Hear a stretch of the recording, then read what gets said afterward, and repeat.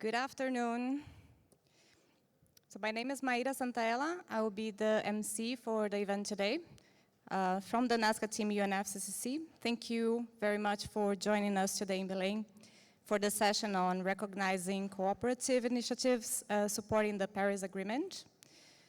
It's a pleasure to open this conversation on behalf of the UNFCCC.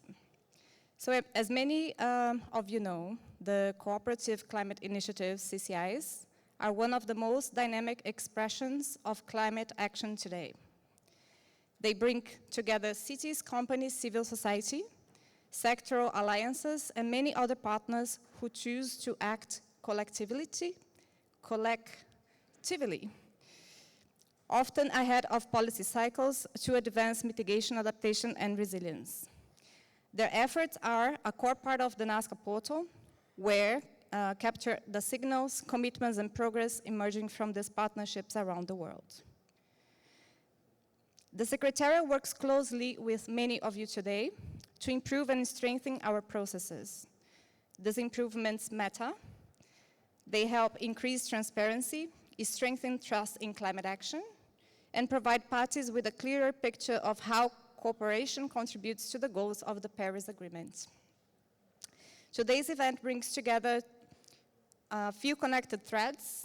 First, we will have our opening remarks by the COP30 Presidency Climate Action Agenda team, followed by a presentation by the UNFCCC on the Cooperative Climate Initiatives. This will be followed by a panel to look at the value of cooperative approaches, what CCIs are achieving on the ground, the challenges they face in implementation and reporting, and where new opportunities lie. We will hear directly from initiatives working across both mitigation and adaptation, highlighting the diversity and richness of cooperative climate action. Second, we will turn to a group of initiatives that identify as net zero. The Secretariat will present a proposed net zero recognition framework, an effort to enhance visibility, transparency, and clarity around voluntary net zero commitments, and to explore how such a framework could support both initiatives and their members. A panel of net zero CCIs will then reflect on the concept, sharing what it could mean in practice. Across both sections, our aim is simple: to recognize the real work being done of these cooperative initiatives, to understand where they add value to the global effort, and to continue improving the system that help us track, learn from, and support their progress. So with that, I'm pleased to open the first session. I would like to call Barbara Godoy from the COP30 Climate Agenda Advisor, being the COP30 Climate Agenda Advisor, for opening remarks. Thank you.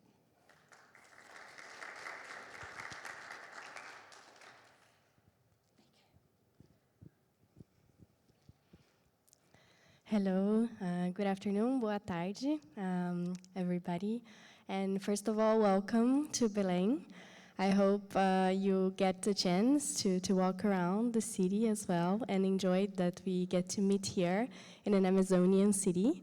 So yes, I hope you feel welcome here, and thank you for joining us in this session.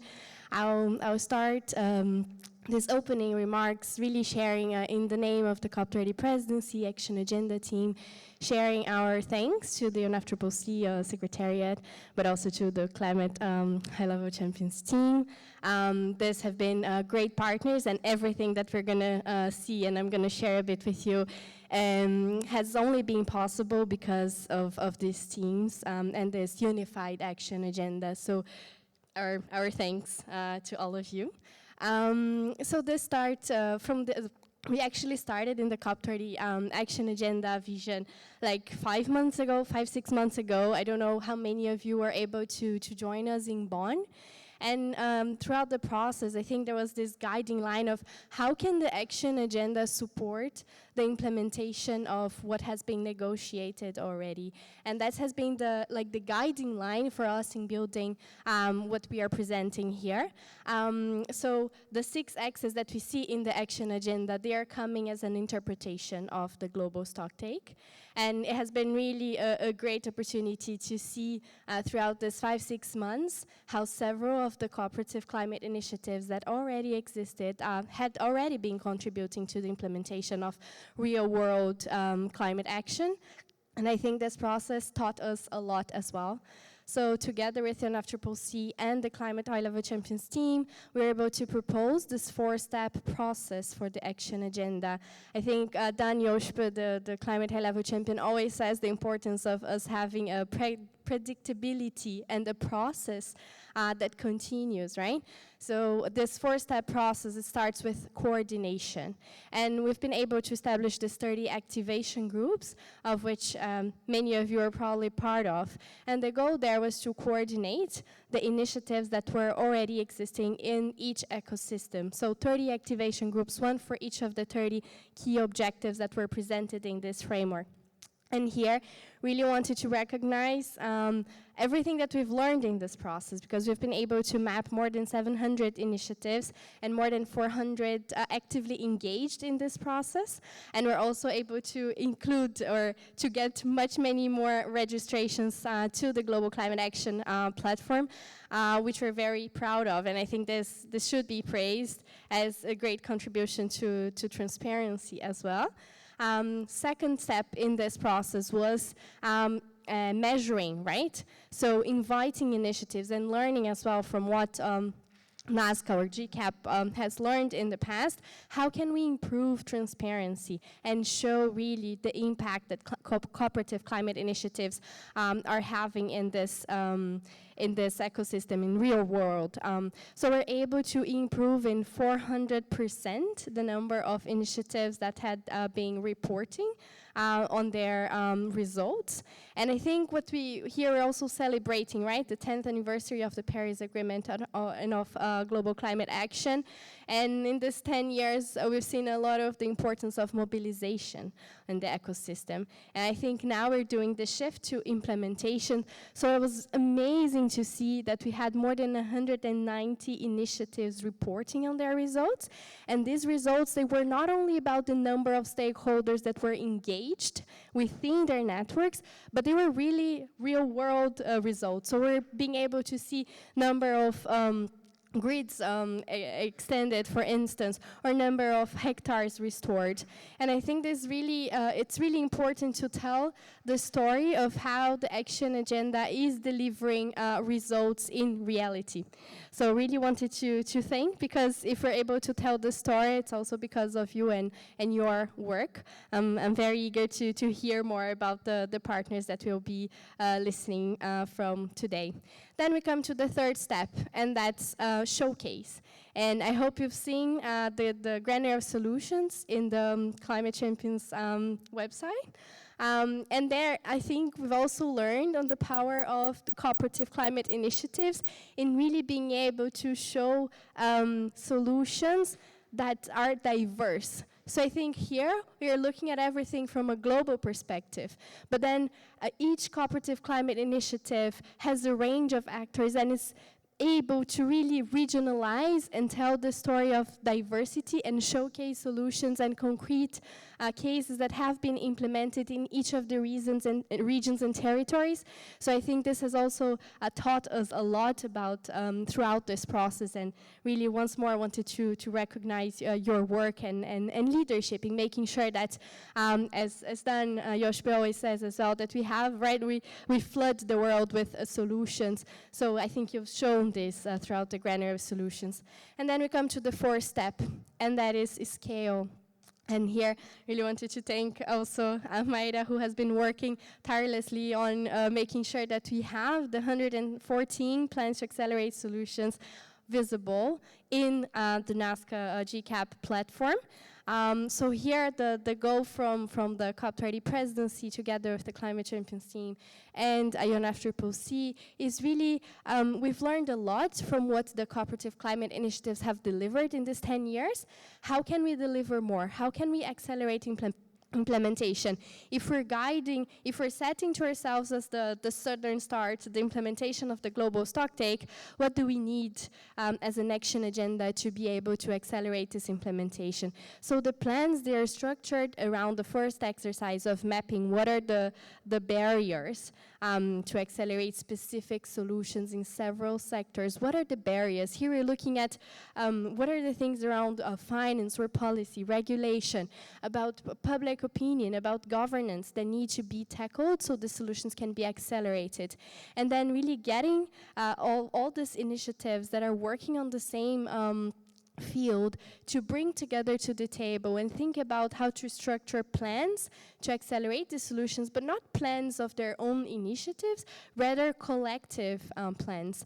And I think there's also an evolution here from, and everything that we've learned from the 10 years as well, because we've seen this cooperative climate initiatives aggregating, right, stakeholders. And I think with the plans to accelerate solutions, we see another level of aggregation, which is several initiatives working together in one plan to deliver action together.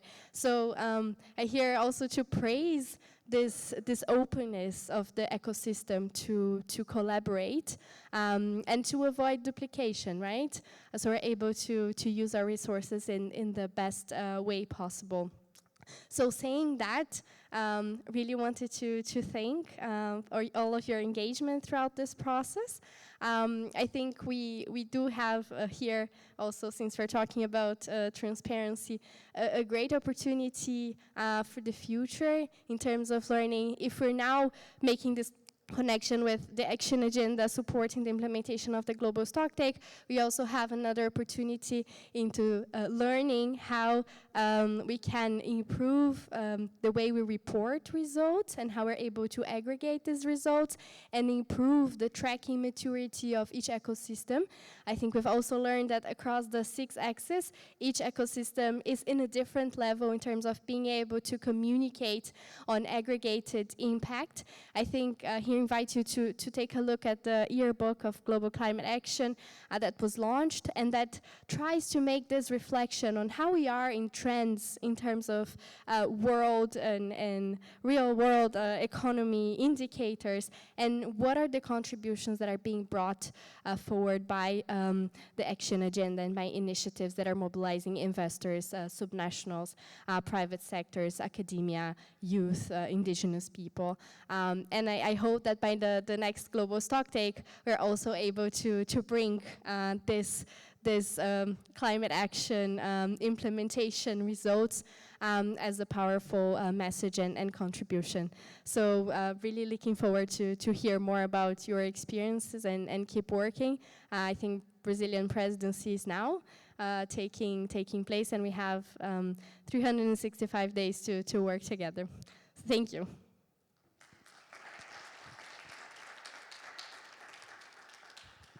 Thank you.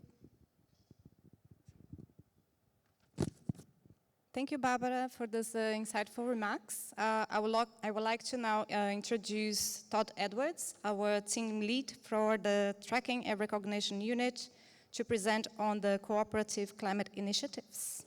Todd, please.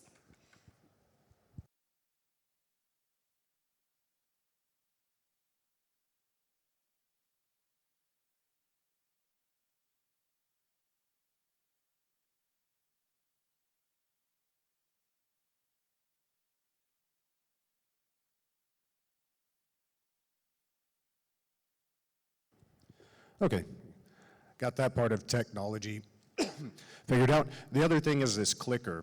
So let's see if it actually works. But first, before I start the presentation, just want to say thank you, Barbara, for your comments. We have really enjoyed working with the COP30 Action Agenda team, and we look forward to the collaboration in the future. So thank you very much. Okay, so I'm sure most people here have an idea of what a CCI is. It kind of spells it out in the name, but we want to give the definition that we use for NAZCA, and a little bit more detail on what we do with CCIs in NAZCA. And then we'll go into the panel discussion, which is going to be a lot more interesting than this kind of technical description.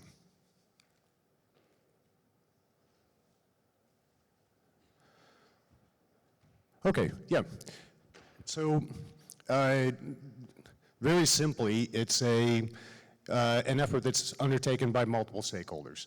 I think that that's something that we all know. It's partnerships, coalitions, alliances, joint declarations. These get announced all the time at COPs, at summits, you know, it's Davos, you know, different kind of key moments when it makes a lot of sense to make an announcement. But just because it's announced and it might have multiple entities or multiple actors does not necessarily mean that it's something that's going to end up on NAZCA.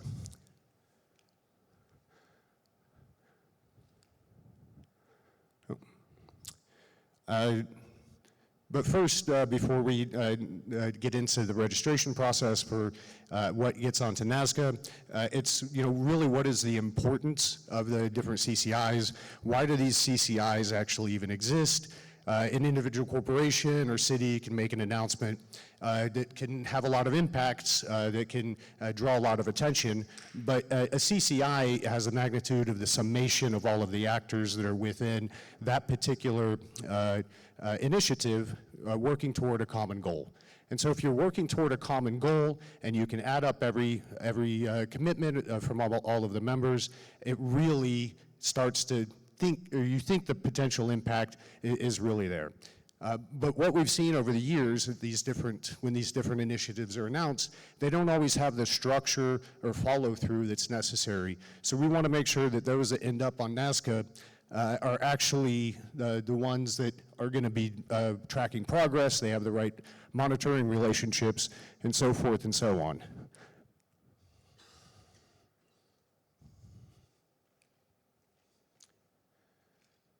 And so for us, we want to make sure that their goal is Paris aligned. We do some due diligence checks on when somebody submits something through our expression of interest. We definitely want to make sure it's a Paris aligned agreement. They have a secretariat or a focal point. Oftentimes, announcements come out, and then at a COP or something like that, and then the next week, we don't even know how to get in touch with them.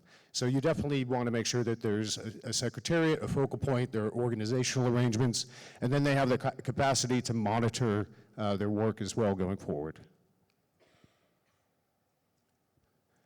So this is how we work with cooperative initiatives, and I'll explain a little bit more about some new tools that we have for the engagement for all of these different parts. But you know, first there's the profile information, then there's the list of the participants we have. I'm not going to read all of the things that are on the screen, but there are different types of participation. And then of course we have the annual progress reporting, which we tend to do in the month of September on an annual basis. And it can change also on an annual basis. Okay, so this is just a snapshot of some of the metrics that come out of our annual report. This one is focused on the different functions and types of actions undertaken. It gives a little bit more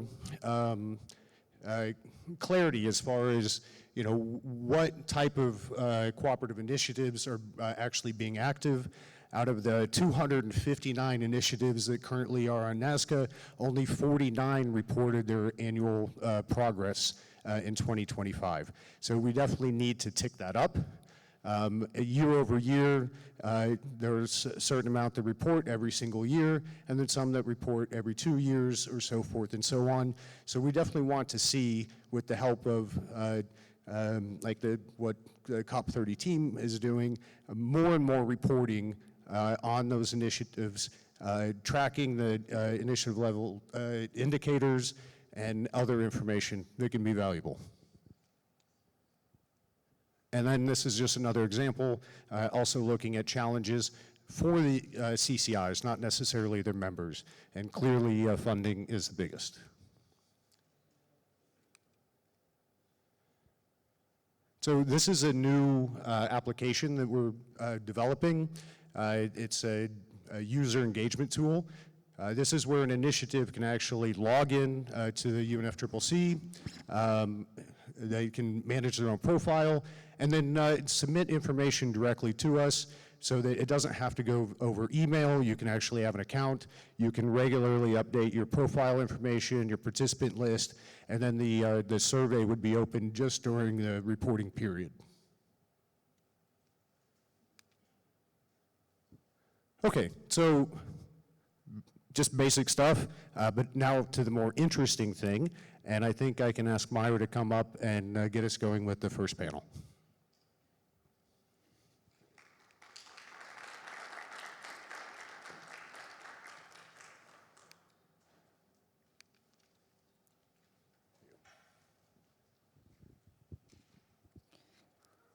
Thank you, Todd, very much. So we'll be starting with the first segment of our event today. I would like to call the members of the first panel, which is for the value of cooperative approaches. The first panel member, Agnieszka Graca, please join us in the podium. She's a writer and knowledge management specialist, forest and farm facility. Felipe Sanchez, country partnerships lead, Partnership Group for Industry Transition, lead IT. And Paul Winters, Executive Director, Agriculture Mechanism for Scale, AIM for Scale. Ramiro Fernandez will be moderating the panel. Please join us in the panel. He's Campaign Director of the Climate Champion team. Thank you.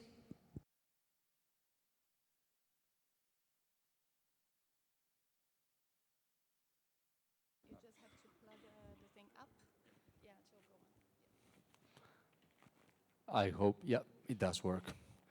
Hi, everyone. Thank you very much to the NFCCC for hosting this space and have the opportunity to engage in this conversation.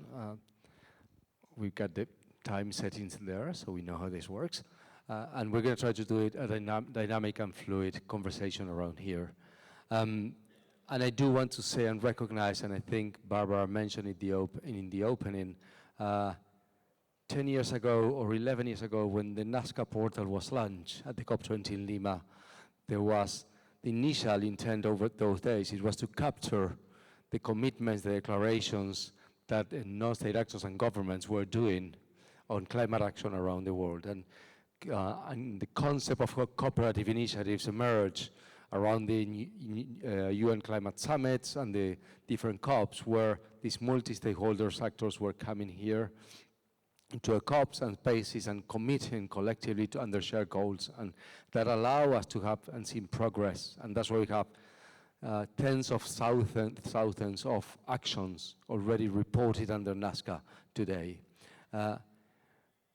But now we are at this COP30, and Barbara presented very well with us how the Brazilian, under the leadership of the Brazilian presidency, the action agenda is being restructured, and we are moving from a time of voluntary action reporting pledges and commitments towards a moment where these voluntary actions are requested and invited by the climate high-level champions to report their progress against the agreed outcomes of the Paris Agreement, not just in general, but in particularly focusing on the outcomes of the first global stocktake.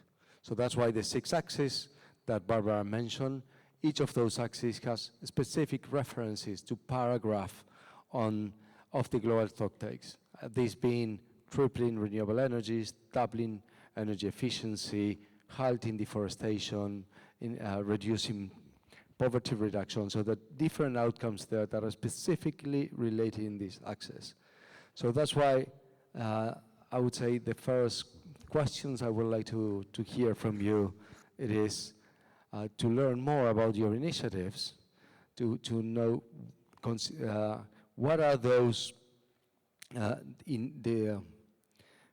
how you can share how your initiatives are already contributing and the main areas of progress that these initiatives are contributing towards the agreed outcomes of the global stocktake in this new architecture of the action agenda. So with that, I will give the floor first to NAZCA. Is that fine? If you can just help me with the mic. Okay. Excellent, thank you. So I have a question for you first, because my impression was that the new framework was very much building on the global stocktake. So I'm surprised to hear that it's a new thing, because colleagues from have across the different key objectives that I've contributed to for the Forest and Farm Facility have been stressing the continuity. Yeah, so it's a quick question. Yeah, but just to understand here, it is on the continuity. It is. I think if you're working on the forest and landscape sector and with farmers, and there's a lot of outcomes there on the global stocktake that refers to forest and to food and waste. And yes, there is a lot of continuity, and the outcomes of the global stocktake, they are part of the continuity of the long term. So maybe if you can identify within your initiative what is the progress that you have made, we will see that connection to a global stocktake. There's definitely a continuity in the process here in 10 years. So, moving swiftly on, the Forest and Farm Facility, I should start by saying a few words about it. We also have a QR code that I would like to share. It's co-managed by 4 international organizations which bring complementary skills and strengths to the mix. FAO, the Food and Agriculture Organizations of the UN, IIED, which is the International Institute for Environment and Development, IUCN, International Union for Conservation of Nature, and AgriCord. And what we do essentially is to try and strengthen and build the capacity of forest and farm producer organizations working in 14 different countries in Latin America, Africa, and Asia.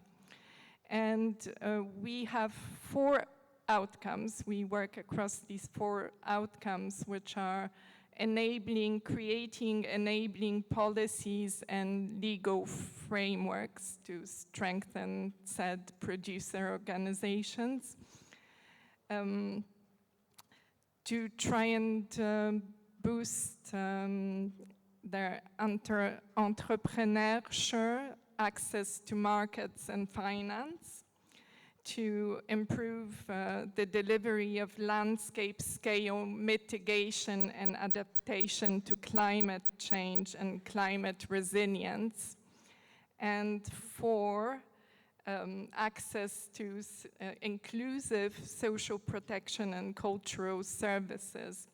So, as you can gather from this list, the 2 outcomes which are most directly relevant to the global stocktake and the Paris Agreement are especially 3. So scaling, mitigation, and adaptation to climate change, building resilience of farmers, and also reducing emissions and increasing carbon storage. And then the second outcome, increased entrepreneurship and direct access to finance, including climate finance. That is very much a focus of our work, and that too aligns with the Paris Agreement. That's super good. Thanks. Do you have a number of, when you talk about climate finance, how much you managed to mobilize in the last year, an average? No.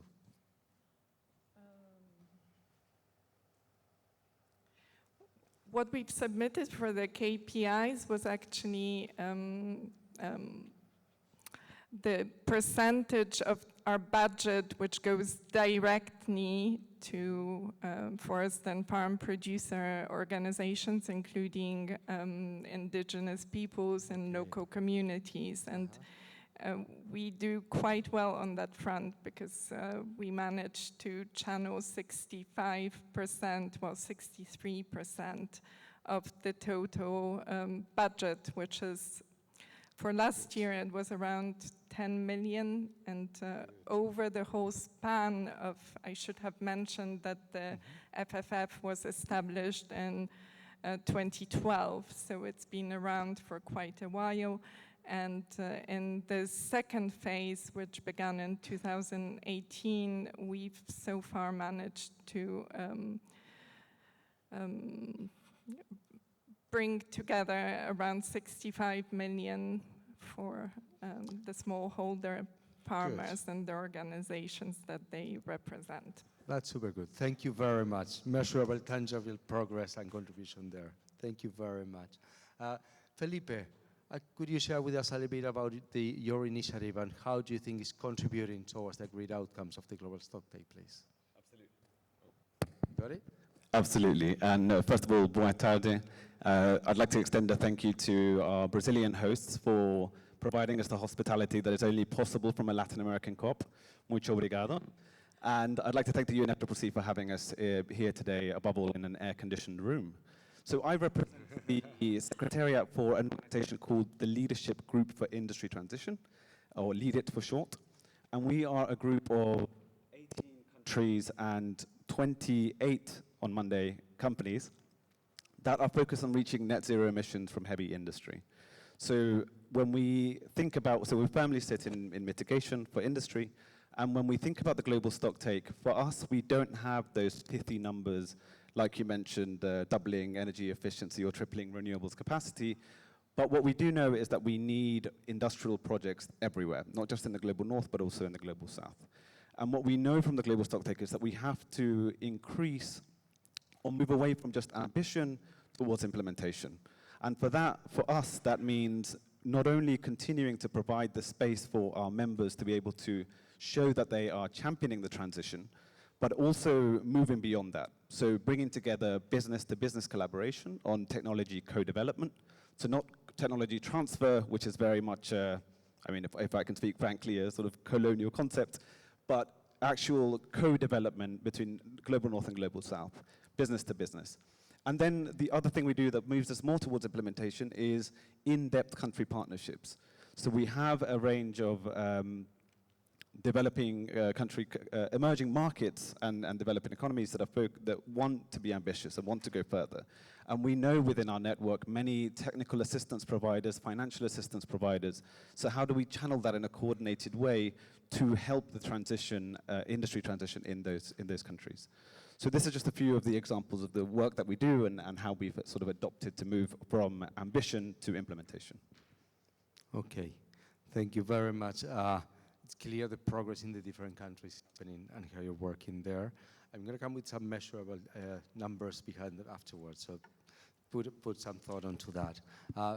Paul, if you could, let's go with you. If you can share with us a little bit about how your initiative is contributing towards the outcomes of the global stocktake these days. Sure. So I'm working with the Agricultural Innovation Mission for Scale, Mechanism for Scale.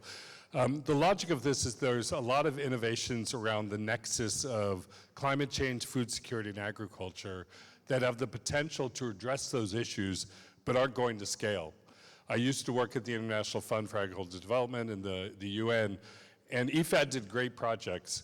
People would come to me with innovations from the private sector, from the CGIR, and say, could IFAD take these to scale? And the answer was no. The mechanism that is used in development banks in general is not conducive to trying to get things to scale. You do these very good projects, but they often reach 50,000, 100,000, not tens of millions of farmers that you need to reach. So after I left IFAD, I started working on this idea of innovation with a number of other people and to see if we could scale those. We've identified a few innovations to start with, and that's what we're working on here. Last year, we announced $1 billion towards weather services for farmers at the COP, and I should go back another year. Aim for Scale was announced at by the United Arab Emirates and the Gates Foundation at COP28. really got started going last year. And we announced $1 billion towards weather, AI-generated weather information to farmers last year. This year we're announcing to try to reach 100 million farmers with digital advisory services, including weather. The idea is that without farmers getting that kind of information, particularly by modern means such as digital advisory services, they can't address a lot of the issues around climate change and food security. There are extension systems out there, but to be quite frank, for years they've been underfunded. The way that we can do this is not going to be through traditional extension methods. We need to do this through digital methods combined with conventional extension systems and provide the right kind of information. Why this kind of advisory service? Most of the issues with climate change are caused by the global north, countries like my own. We shouldn't be putting a burden on farmers around the world, especially smallholders, to address climate issues. But there are pathways in which there can be win-win situations in a number of cases.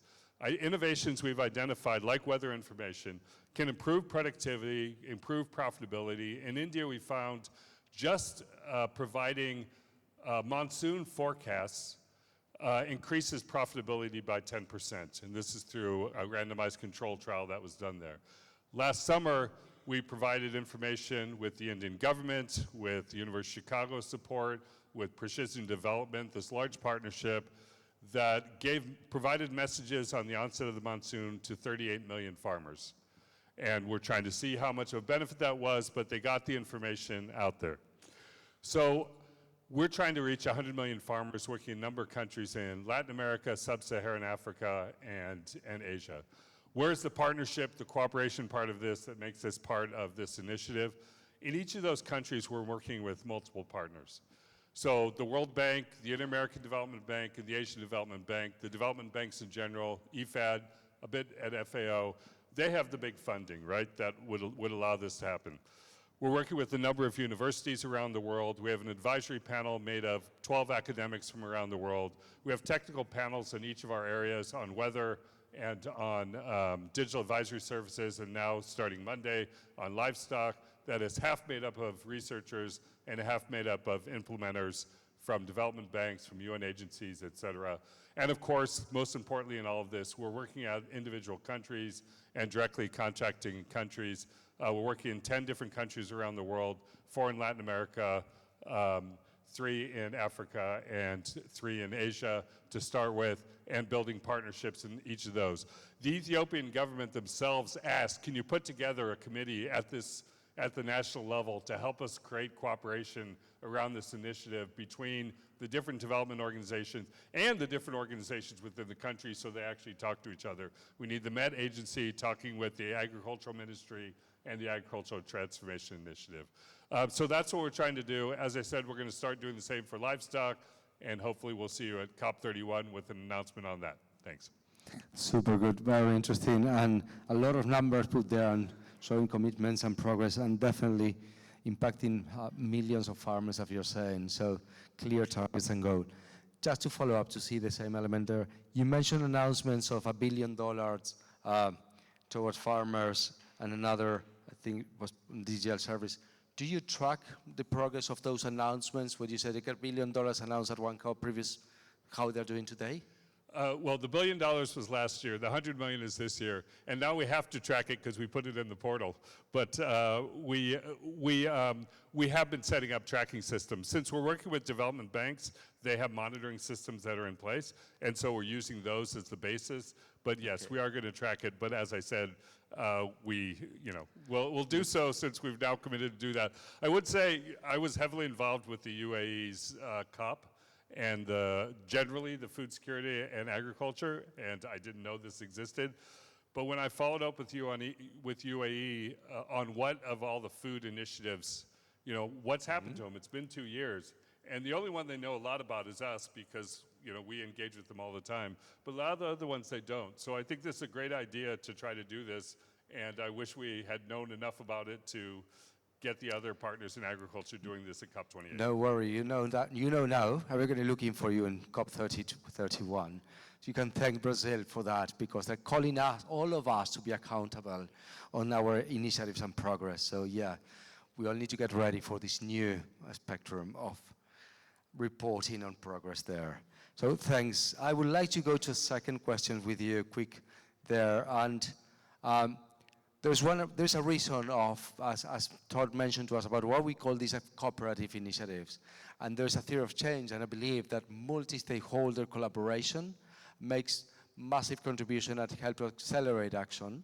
So I would like briefly to share with the audience more concrete and tangible examples. We'd like to hear from each of you one specific example where you could see that a multi-stakeholder collaboration really accelerated the implementation of actions within your initiatives. And to start in a different role, maybe I will start with you, Felipe, for the second questions. And you need to get some number within that initiative. Example. This is Barbara's fault. They are the one asking for the numbers, not us. Barbara's holding us to the fire. No, I can definitely give you an example, something that's very close to my heart. So I work very closely with India. I'm glad Paul mentioned India because it popped into my head.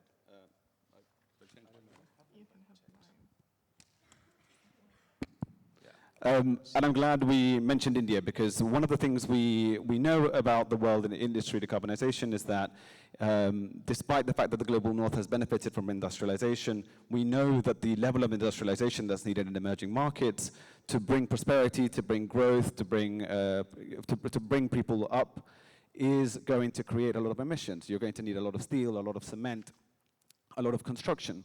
So our idea was to partner a global South emerging market with a global North pioneer country that has the technology, pioneering skills and access, and pair that with the global South. So we have one partnership between India and Sweden where we are working on trying to unlock pilot and demonstration projects in India to be able to de-risk the future of decarbonization in India by showing that it is possible and that these projects and technologies can be implemented in India to reduce risk and ultimately mobilize private capital. So you mentioned multi-stakeholder collaboration, and here we're bringing not just the governments that need to coordinate. Industry sits across many different ministries, environment, ministry that focuses on growth, on finance, on a number of different things that all need to work together to set the ambition of what is the technology that we're interested in, what do we want to see from the projects, and then you have to bring in the private sector, ultimately the companies that are going to be collaborating on these projects, and the finance sources that are going to be contributing to this. So already you're bringing, not to mention academia as well for the research element, so you're already bringing all these different aspects in the collaboration that we have in India and Sweden, and we are going to be announcing a number of company projects on Monday, so I'm going to, you want a number, so I'll give you more than 10 and less than 30 companies that are coming together to work on pilot demonstration, pre-pilot projects in India to bring down the cost of technologies there. That's a super good way to get out of it's under embargo. We said we don't have the number because it can be between 10 and 30 sounds pretty good. And definitely a clear collaboration, multi-stakeholder, not only ministries, but private sector on finance. So good. Looking forward to the announcement on Monday. Please share through WhatsApp on us. Still working this? Yes. Okay, good. I don't know, NAZCA, do you want to go for the second? Sure. Yes.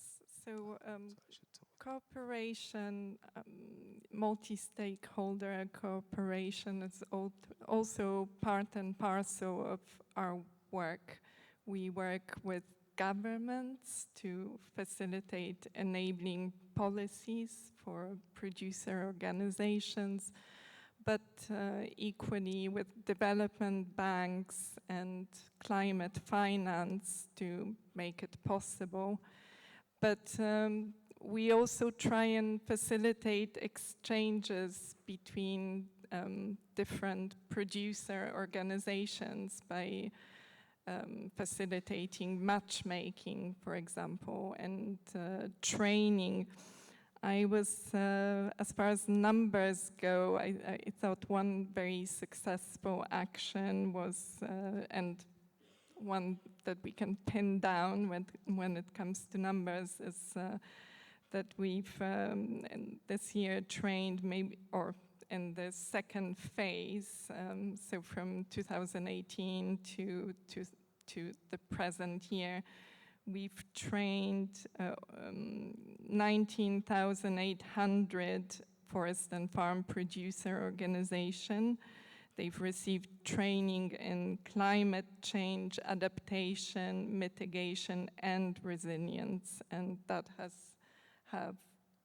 had a trickle effect because every one of these organizations represents multiple farmers, and so you can do things at scale, and there's definitely strength in numbers in that sense. So it pays off to work with these producer organizations at very different levels, from local to regional to national and global. And so we work with apex organizations in different regions which connect with other producer organizations and who often provide the training, business incubation, and so forth. There's a definitely massive impact, as you said, and capacity building is something we all need to adapt and to the new climate context in which we are. So I do consider it's part of that impact and measure, and that triggers, as you said, many other behavioral change and things. So thank you very much. Paul, what would be a good example that you want to share with us of multi-stakeholder collaboration? Well, I mentioned the numbers in India already and reaching 38 million. The thing about our approach is, since we're focused on individual innovations and ultimately scaling innovations that have a lot of evidence are going to be successful, our metric is pretty clear, right? So we know we'd like to reach 100 million farmers with digital advisory services and climate services. The 38 million, the hard parts, well, there's two hard parts. The 38 million is easy to measure. We send a message, right? And we know it was received. There's two hard parts. One is, who gets credit for that? Does Aim for Scale? Does the University of Chicago, who did the weather, did Precision Development, who did the work? The Indian government, because it's ultimately their system. In fact, Modi sent out a tweet that we saw that he said 38 million farmers receive weather, so Modi's taking credit for it on behalf of the Indian government.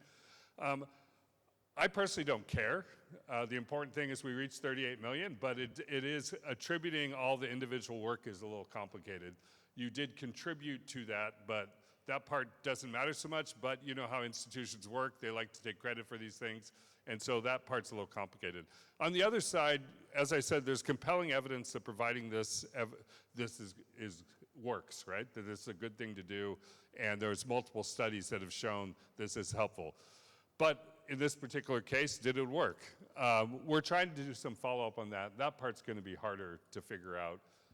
So we're doing a number of surveys in the field, particularly in these earlier ones, to try to get at, did farmers take this up? We can check click rates, those types of things, but did they actually change their behavior as expected? Because studies showed that they would, but do we get that? So that part's a little more complicated. We're trying to work that on.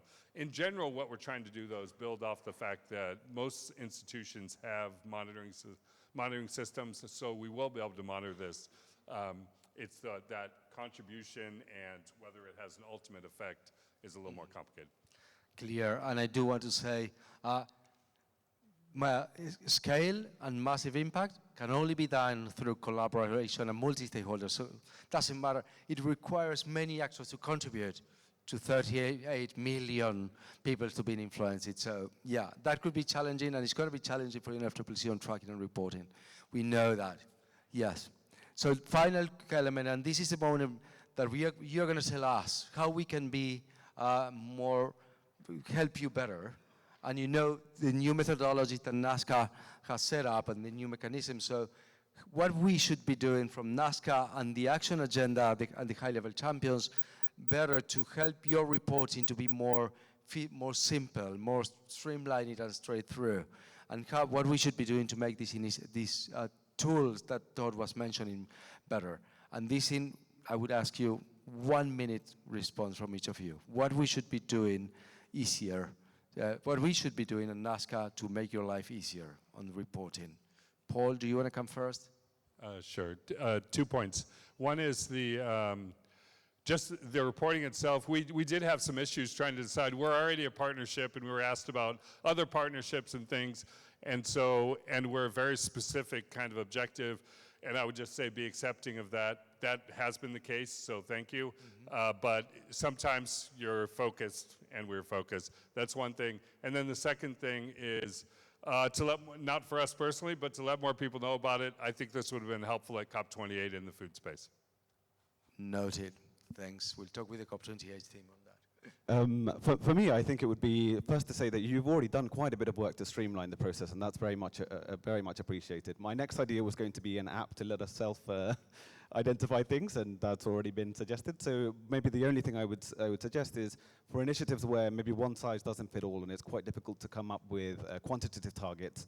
How do we make sure that we have the qualitative richness to some of the stuff that we do that can't easily be measured, but in time will eventually be quantified? So kind of vague there, but I'm willing to work with Todd and the team to see what we can do there. Noted, thanks. We'll see how KPIs show there. Go, Agnieszka.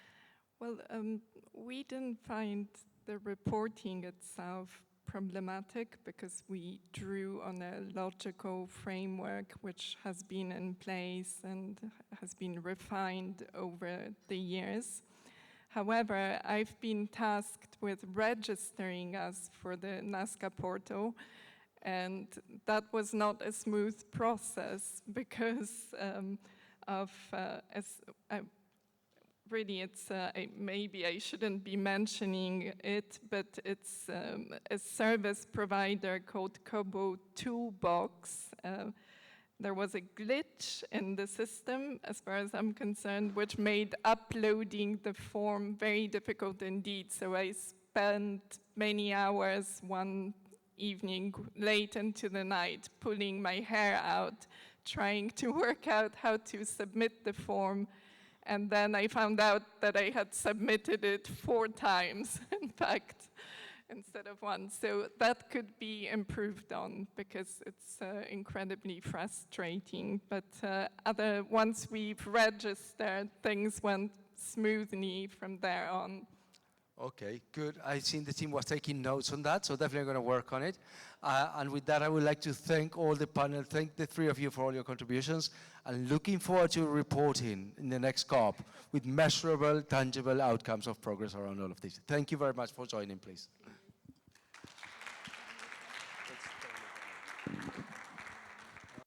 Thank you, Ramiro,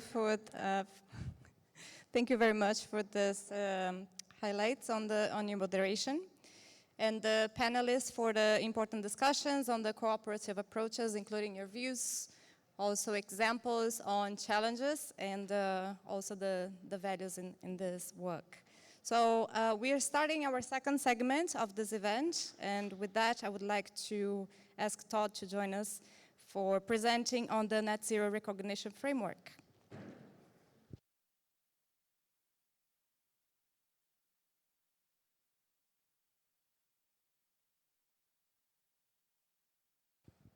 Yeah, and I also just want to say thank you to the panelists, and definitely thank you for the feedback. It is actually very much appreciated.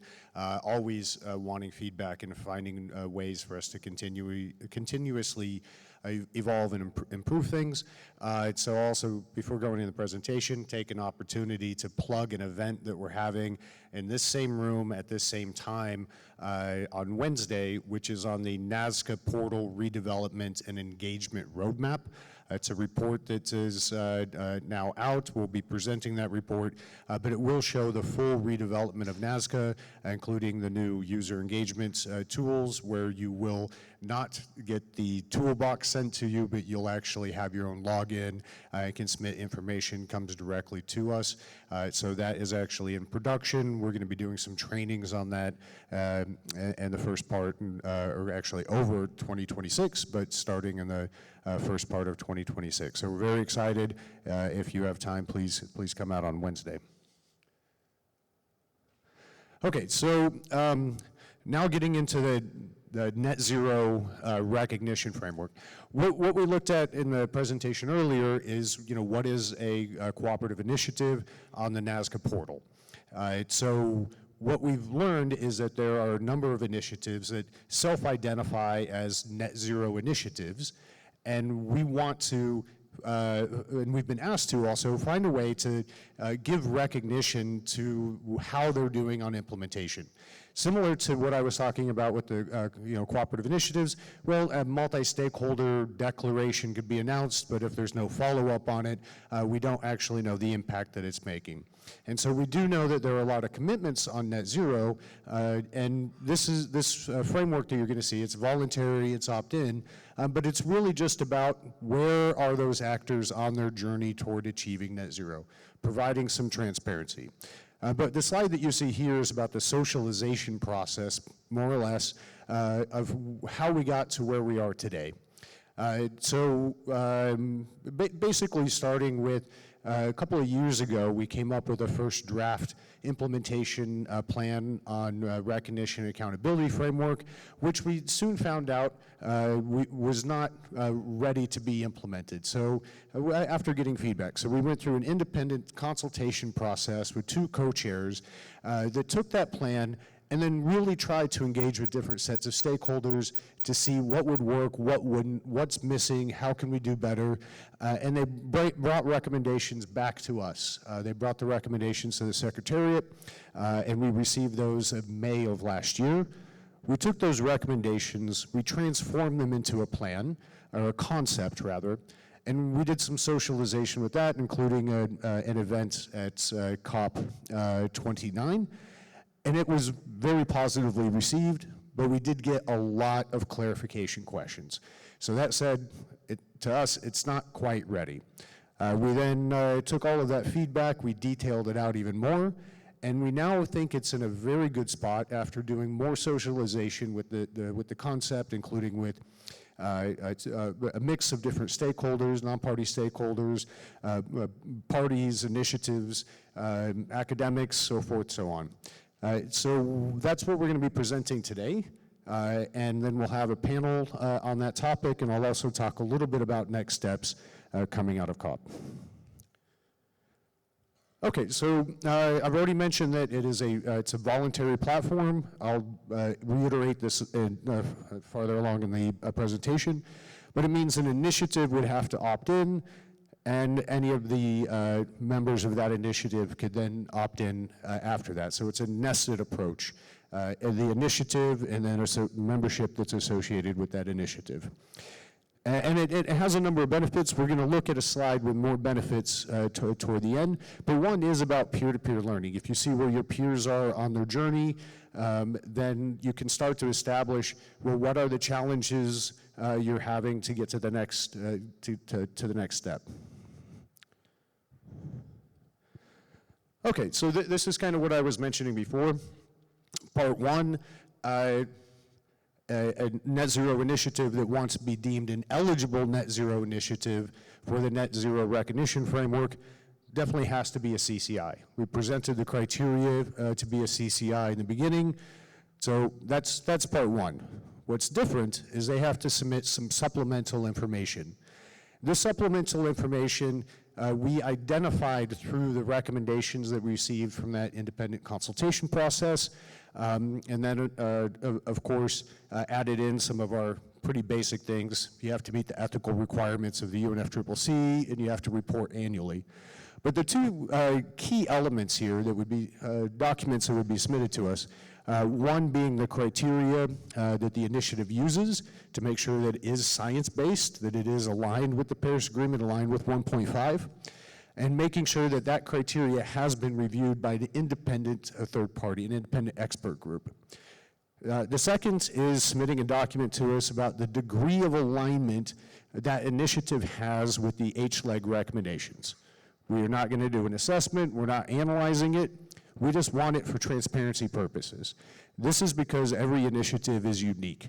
Some can do a little bit more, others might have more challenges, and that's okay. But being able to provide that transparency, especially with this nested approach, allows us to know actors underneath one initiative, are doing somewhere along the journey, but they do also have the same challenge that the initiative has.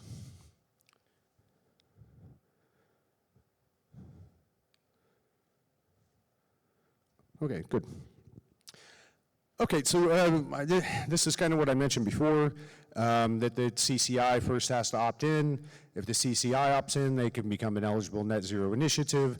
That does not necessitate that all of the entities within that initiative are then opted in. They would have to opt in on their own.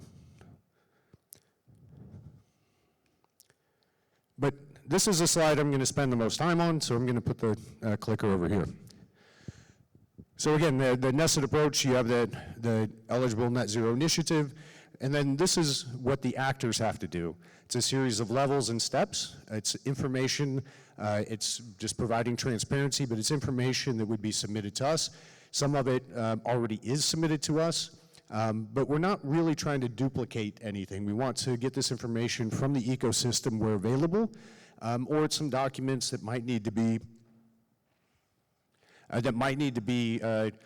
created in some instances. But let me walk through it, and then I think you'll see that there's not really a whole lot more. This information should exist, or it should be part of the plan to create it regardless. So level one, and also note a few things here as I'm talking about it. When an entity opts in, they would have 1 year to complete level one. Okay, so level one, step one is they would have to submit to us their pledge, their commitment. This would be with their interim targets, kind of the high level, commitment that needs to be aligned with the initiative itself, or the criteria. The initiative would then need to say, yes, this pledge is exactly what we want them to be doing. Or they could say that, they're actually doing something above and beyond. But they at least have to be in good standing with the initiative, and we would ask the initiative on an annual basis to provide that good standing. Then step three in level one is they just have to regularly disclose. Most entities already disclose through some disclosure platform. There are some footnotes around this, but it is regularly disclosed, and the frequency of that disclosure would be determined by the initiative itself. Okay, so level two is about transition plans. Here we would ask the entity to submit to us the non-commercially sensitive components of their transition plan, and then that they would have to attest that that transition plan is based off of third-party verified data and information. If we're going to have a credible transition plan, the data that goes into it needs to be credible. Does not necessarily mean it through an assurance program, and just needs third-party verification. And then they have to also either submit a self-attestation or an evidence that the transition plan has been reviewed by an independent expert group. The self-attestation would go something along the lines of, to the best of our knowledge, the information in the transition plan is aligned with the commitment or pledge. So level one and level two are basically the ambition parts of the journey.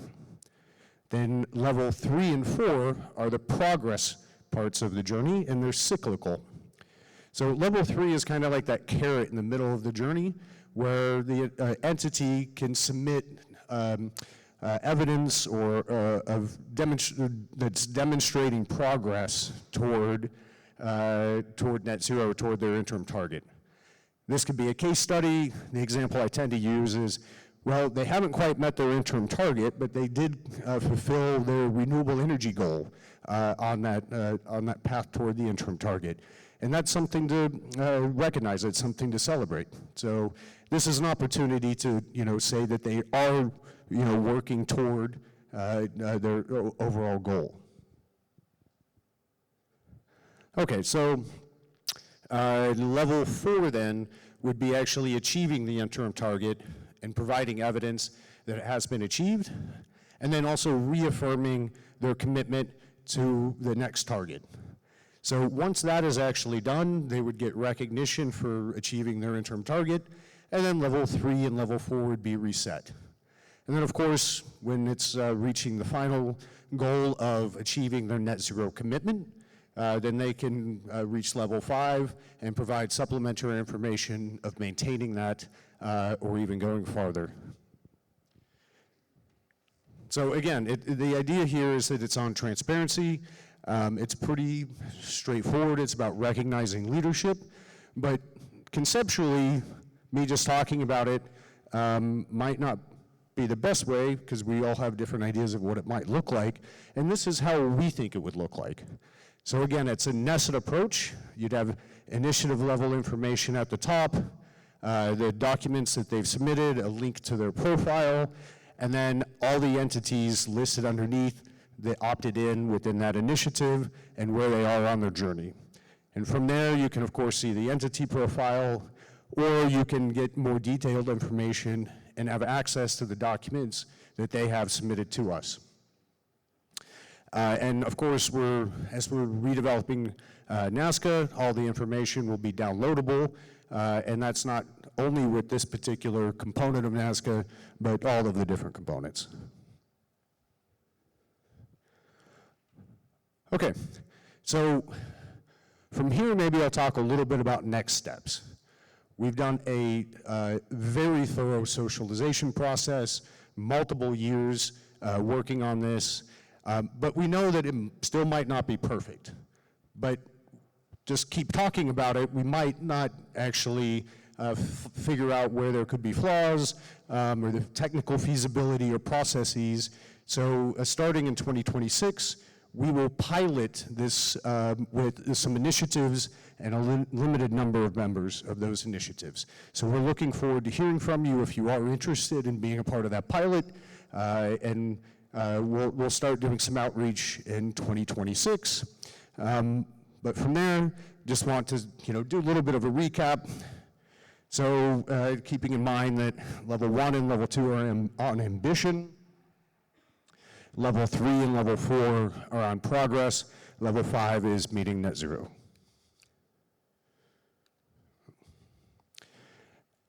We can make these slides available. I know that's a lot to read, but there are quite a number of benefits that we've been able to identify, and I think the list can actually be quite a bit longer, and every initiative and every member of initiative definitely would come at it with their own perspective.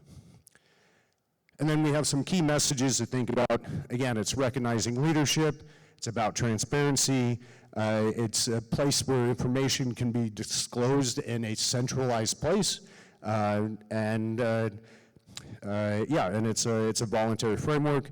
And as I mentioned, we want to do a pilot, so we've already started on some of the IT background pieces, so that we are hoping it'll be a smooth transition in the pilot to an actual official platform. Okay, so I'll hand it back to Myra.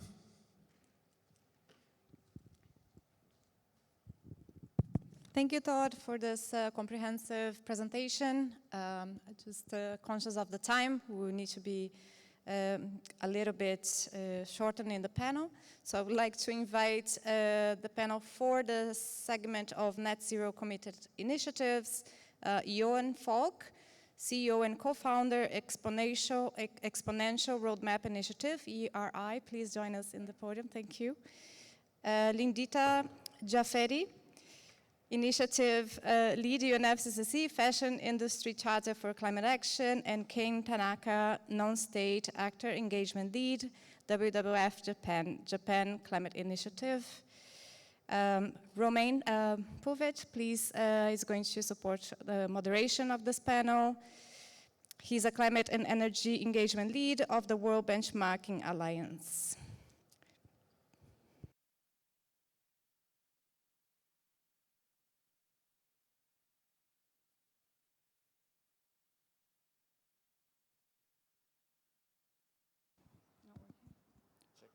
Check. Thank you. Thank you. Really happy to be here with you today. Just to give you a quick overview of the challenge, especially regarding the net zero aspects. So we all agree, I think, on the fact that NAZCA is a really impressive portal regarding the amount of data that are self-reported by all the initiatives. It basically covers 256 initiatives, about 21,000 companies, 14,500 cities, about 200 countries, and 1,800 investors, more or less. In 2016, if we come back a little back in the past, a first independent study made by the Yale University, title was Understanding NAZCA Challenges and Future of the World's Largest Voluntary Climate Action Platform, recommended, among other things, to first enhance NAZCA transparency. I think it's the first presentation were all about transparency. So we can say we tick this box, at least. To use NAZCA as a central hub to track the contribution of non-state actors to the objective of the Paris Agreement. I think we're almost there. And to track the performance and not just the commitment. And I think that part of what have just been presented by Todd is exactly about tracking more the performance than the commitment. So I think we are really on good track to that.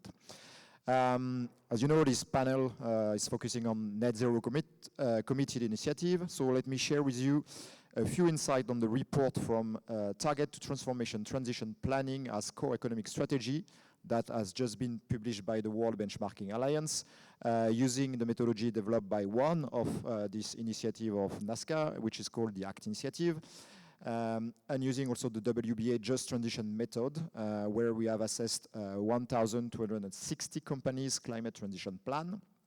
And this report shows basically that yet companies with ambitious, credible emission reduction targets are significantly more likely to align with 1.5 degree trajectory. So we need to don't give up the 1.5 objective.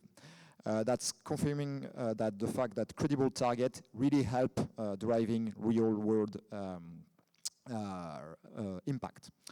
Nevertheless, while target and commitment continues to expand, absolute emission remains off track.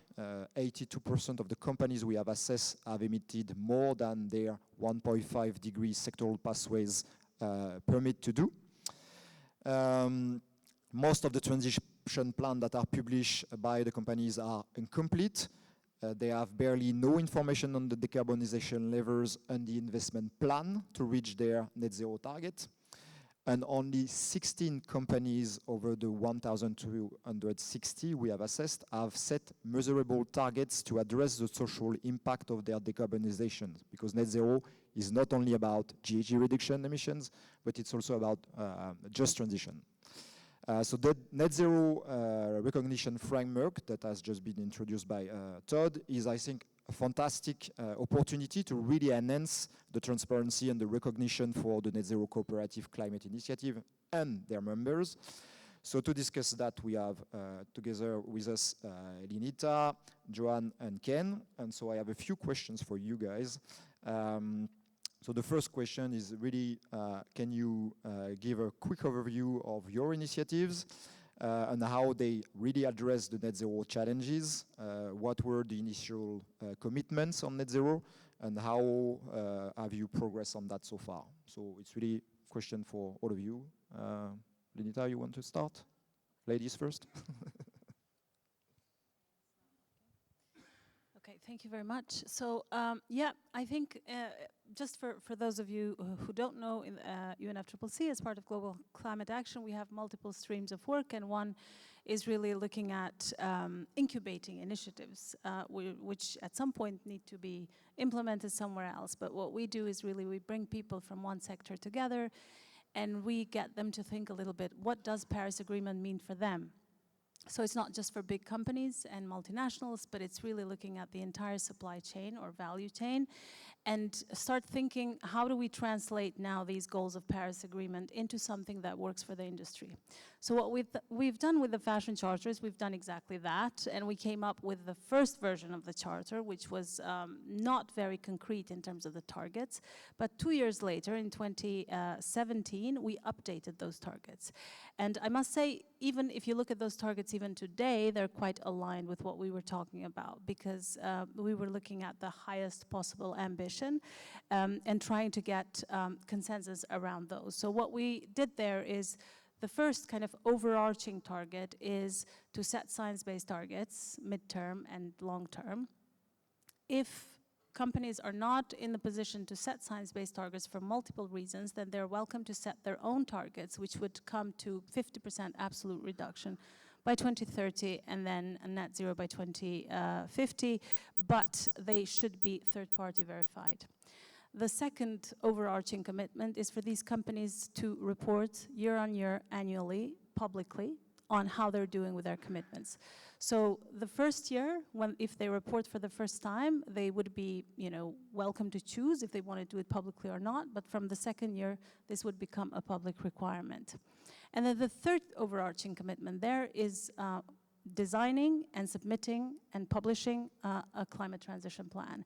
And here we also worked on how could this template look like. So we looked at, ideally, what would a transition plan look like? And of course, you have companies who are much more ambitious and say, we need to have information about CapEx investment, OPEX investments. We need to be looking at what kind of actions are we going to focus on, and then how much money would those actions cost, and what kind of reduction would those deliver. And of course here we enter into this space of, is this proprietary, is this competitive information, will companies want to share that or not? So I think I welcome what Todd said in terms of submitting a plan that does not affect those kind of aspects, but actually shows that there is a commitment which is ambitious and aligned with Paris Agreement.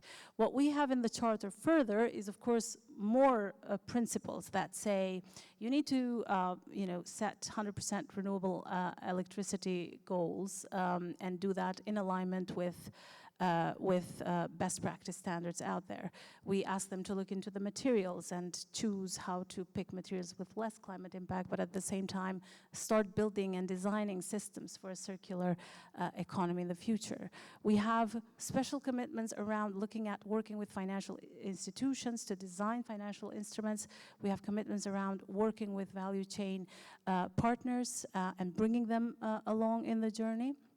And there's multiple other commitments that talk about the collective, because this is going to be a collective challenge, and best chance we have to solve it is if we come together and actually deliver something that is done by sharing resources.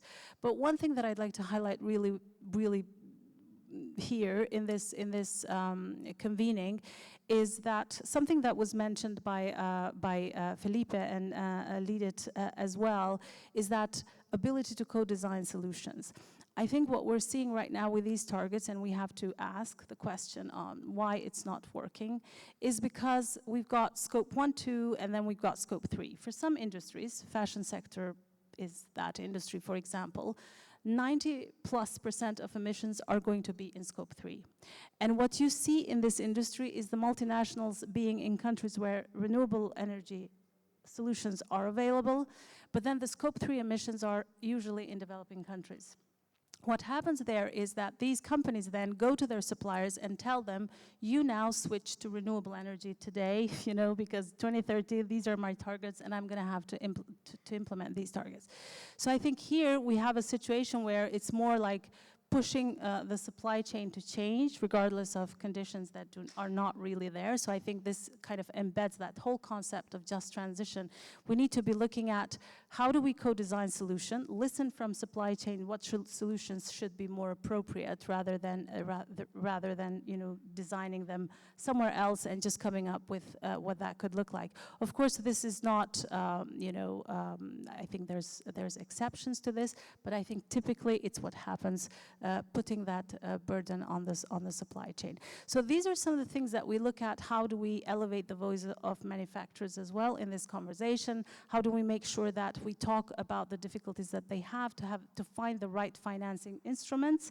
Because normally, for the most part, this becomes a private loan with payback period of more than 25 years, and that really does not give us a good business case. That's why I think there's a lot of things to unpack there that is going to allow us to reach those targets a little bit faster. Thank you. Perfect. You seem to be already aligned with the recognition framework. John, can you introduce a bit more exponential roadmap? this one? Yes, hello, hi. So I'm Johan Falk, heading up the Exponential Roadmap Initiative. So we bring together what we call leading transformative and disruptive companies aligned with the 1.5 ambition. So we onboard companies to Race to Zero, applying the Race to Zero criteria across the 5 Ps, basically, which includes, of course, targets, disclosure, as we heard before here, and transition plans. We apply something called our exponential framework, which is something we developed in our playbook since the last 5 years as a foundation with 5 pillars. So we basically assess companies across these 5 pillars, which is about reducing your own emissions, operational emissions, scope 1 and 2. It's your value chain emissions, which is normally the majority for the companies, of course, which could be the supply, obviously the supply chain engagement, switching to renewable energy, but also circular renewable material, transportation, and land, of course, but also the downstream.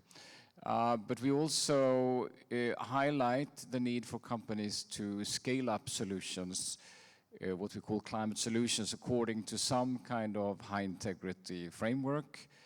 We also developed one framework for climate solutions together with Oxford, because we think that is important, the growth aspect of solutions and transforming your portfolio towards solutions which are aligned with a net zero future.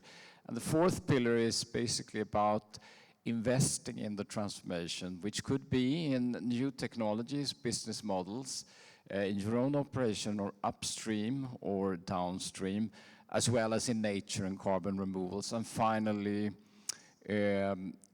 influencing policy in the global narrative, because the enabling factors are incredibly important for companies. We run something called a climate performance review, which means that we first can identify the gaps for the companies, the key gaps that you have to close to come to a basic level, but also identify the opportunities for the companies to go after, or to do that in a collaborative fashion together with some of the leaders. And all the experiences, we try to compile them and spread them as open source, so any other type of company can apply some of the experiences from these companies.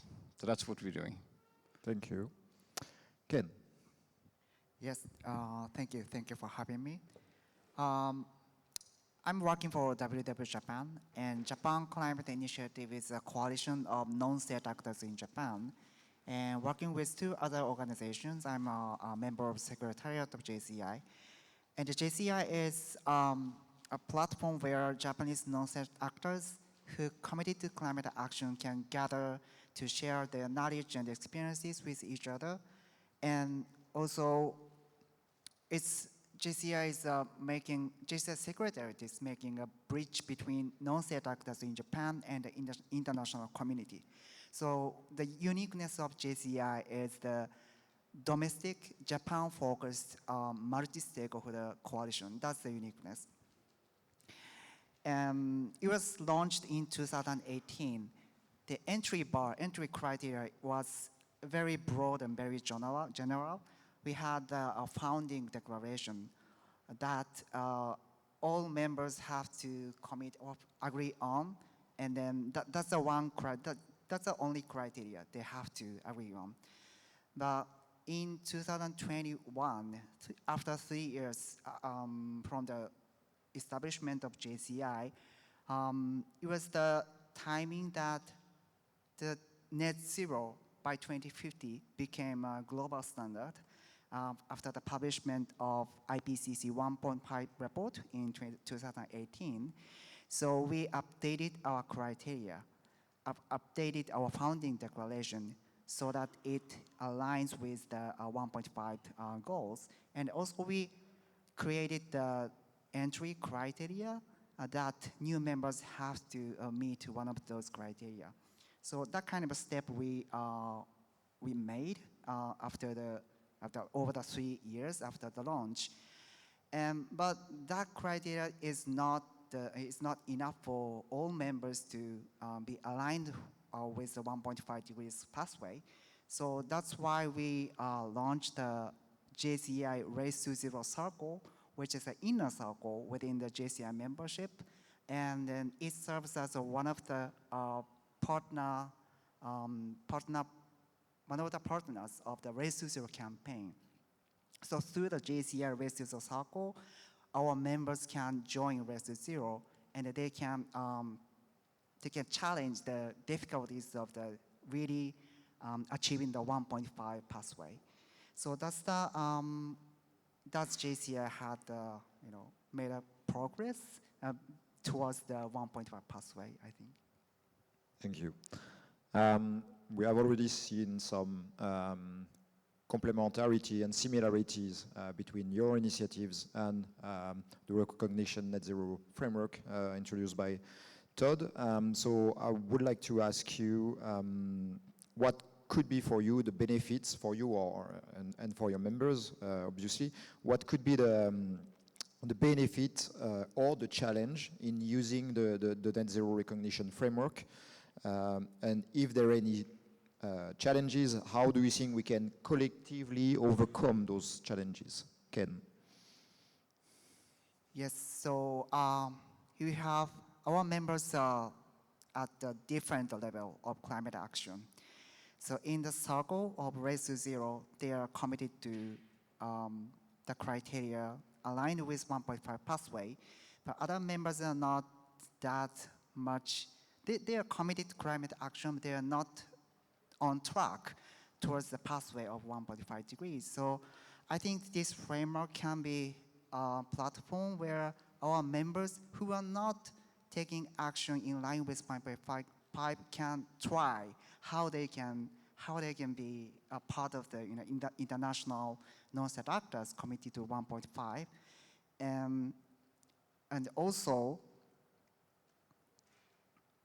so challenges as well. Yeah.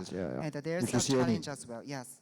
So many Japanese companies, especially focusing on companies, many Japanese companies are already committed to SBTI or CDP, and Japan has highest number of companies committed to participating in SBT, and the second highest number of companies committed to RE100. But they are really struggling with reporting to CDP and setting targets for SBTI. So I think how we can integrate those different reporting system or framework into one framework, that would be really important to get as many non-state actors possible into this new framework. So I think this is kind of not only for Japan, but also many other countries. I think, yeah, that's a challenge. Okay. Joan? Yes, since we're working with, I would say, some of the frontline companies, most of them would be, if we do an application of this framework, and we provided feedback continuously to this, on, I would say, level 2 or level 3, as far as I see it. So that's absolutely applicable. And then, of course, when we look at progress, how we interpret progress, I see that we as an initiative would have to do a sort of interpretation of what we see as strong progress according to our 5 pillars. So I assume that will be different between the different initiatives who will provide recognition, basically, and for which level the particular companies will be on. But I think that's absolutely possible to do that integration. Okay. Thank you. Linda? Thanks. I think, well, as I mentioned, I think in many cases, it seems like the framework is something that we would be ready to kind of comply with, but of course it's something that we need to talk to our members. And I think, though, looking at it, I know that the team has done a lot of work on that, but looking at the all of the levels, I think it does provide that additional transparency. These companies are reporting in multiple platforms. I think more effort than it should is being spent on reporting to 1,000 platforms out there. Of course, these companies want to be reporting, they don't want to not report, and therefore I feel like a lot of the time goes into the reporting. So it would be good to, just building on what Ken said, to see how to kind of align those types of reportings, you know, now with CSRD and other things, to see in what way could companies report once and then that goes everywhere where it needs to go, right? I think that could be a game changer here in terms of the reporting. But I think what this will do is also highlight a little bit better some of the leaders who are actually going through third-party verification and expert review, etc. I think in particular what I like and what gives an interesting opportunity here is that step where one can show what they're doing, if they're really working on an important project that might deliver emission reductions perhaps later on, but they're not able to show those emission reductions today. I think talking about those case studies, and in particular those that have demonstrated business case, is extremely important. And so hopefully that will give more visibility and more transparency to those types of efforts. So yeah, I think it's a good step forward towards more transparency of accountability. Okay, thank you. Maybe last question for you. I see some interest and appetite for this framework. So do you think that you as an organization and your members would be ready for road testing this framework in the coming months, I would suggest? And how would you convince other initiatives and other members to also road test this new framework? You can start, you have the mic. Okay.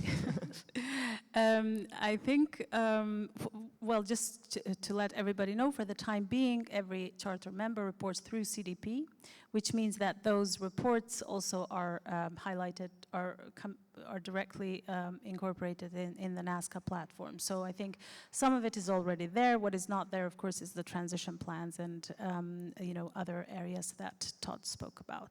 So I think in terms of how do we convince, you know, in these initiatives you always have some leaders that want to drive the way forward, and you know, with whom you can work really well, and they're willing to share information. I think those will be the first targets. But in general, I think this doesn't give us an overly complex structure. I mean, if these commitments have been made by the level of CEO, we need to assume that those commitments are actually true, and they have gone through some mechanism of verification, etc. So that's why I think it's important to say, okay, these are the net zero initiatives and these are the net zero members, and this gives us a good way to do that. Of course, as we have learned in this process, these things are never perfect. There's always questions, there's always new things that are being developed that you have to include in these considerations. So it's an evolving process, but I think for the time being, I am hopeful that we can find companies that would pilot this. Thank you. Joan? Yeah, I don't foresee that we need to collect any more data. We basically have all the data as far as I see it. So I don't think we will put any more burden of our companies, because all the data points exist from our perspective. This is rather a mapping and interpretation according to this framework in order to conclude which level we will place each company on. So all the data from our perspective, I would say, exist in the assessments we do anyhow, which is very positive. So we don't put any additional burden on the companies. So from that perspective, I think it's very positive, because we need to now to focus more on providing recognition to the companies who are actually contributing not only to lower their own emissions or their footprint, but also from a more holistic viewpoint, how they're contributing to the global net zero, which could also be to supporting and breaking some of the barriers in terms of technology by making investments. So that is how we will do the sort of implementation in terms of progress as well. So progress is not just scope 1, 2, and 3 as far as we see it, but it's actually progress in how you contribute to global net zero. And I think this framework provides an opportunity to implement that. So yes, I think it's positive. Okay, good point. Ken?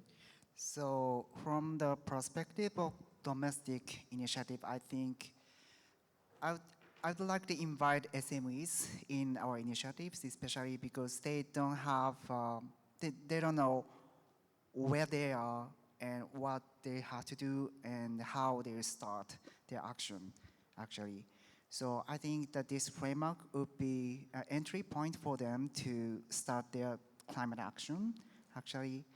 And yeah, I think some of our members will be interested in the pilot test as well. And once one company or the two companies join the framework, I think the others follow as well. That happens about the SBTI or RE100 in Japan. And one company joined the SBTI, many others followed. So that will happen, I'm sure. So yeah. Okay, thank you. Thanks a lot. Maybe the final stage to connect the non-state actors, areas, and the parties is really to use actually the NAZCA platform to also collect the information that are now more and more becoming mandatory in different countries. I think now the transition plans are really becoming more and more mandatory. Well, something is happening in Europe at the moment, but there are more and more mandatory or voluntary schemes that are happening all around the world with lots of voluntary guidance or mandatory guidance. So maybe if we can connect the dots between those schemes around the world and NAZCA platform, it will also facilitate the members of all these initiatives to be aligned with this new recognition framework. So yeah, that's for me the last stage to connect the dots between non-state actors and parties. So good job for your team, Tob. And maybe next stage will be the adaptation recognition framework. Thanks a lot. You can upload our panelists. Thank you.